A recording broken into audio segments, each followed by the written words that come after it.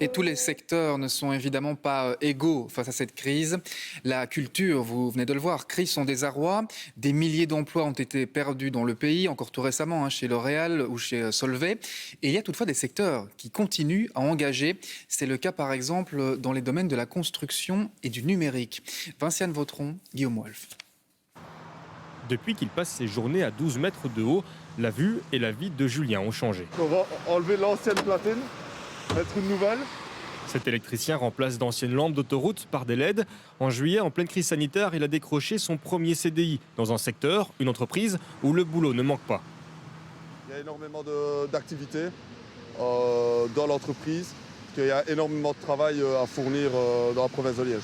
Ça, c'est rassurant de voir que l'entreprise elle engage, qu'il y a des nouveaux collègues un peu tous les mois. C'est rassurant, surtout pour ce qu'on est en train de vivre pour le moment, avec le Covid. Il y a énormément de secteurs qui se perdent, mais justement, c'est un secteur où on a besoin énormément de personnes et de personnel.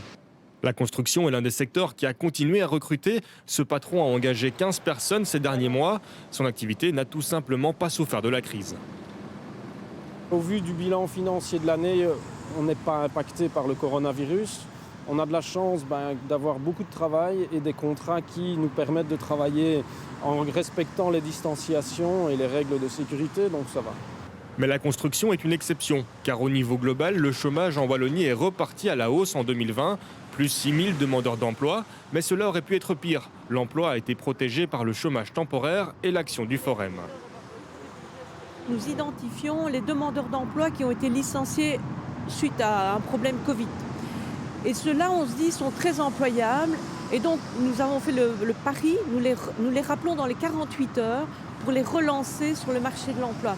Et aujourd'hui, un tiers de ces demandeurs d'emploi-là sont repartis à l'emploi.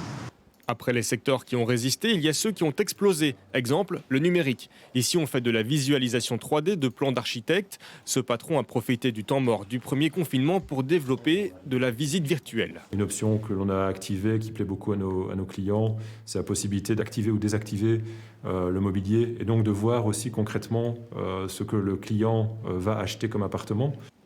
Ce nouvel outil numérique a fait grossir le carnet de commandes de l'entreprise.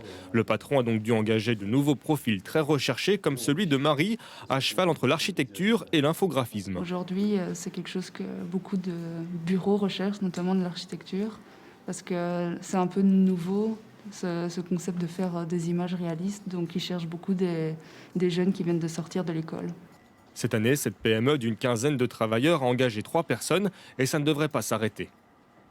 Pour 2021, nous prévoyons de continuer à nous étendre au niveau de la demande et donc forcément de chercher des collaborateurs supplémentaires. Le numérique, le transport, la logistique, la construction ou bien sûr la santé sont des secteurs qui engagent et qui se trouvaient déjà avant la crise en tête d'une liste de 150 métiers en pénurie en Wallonie.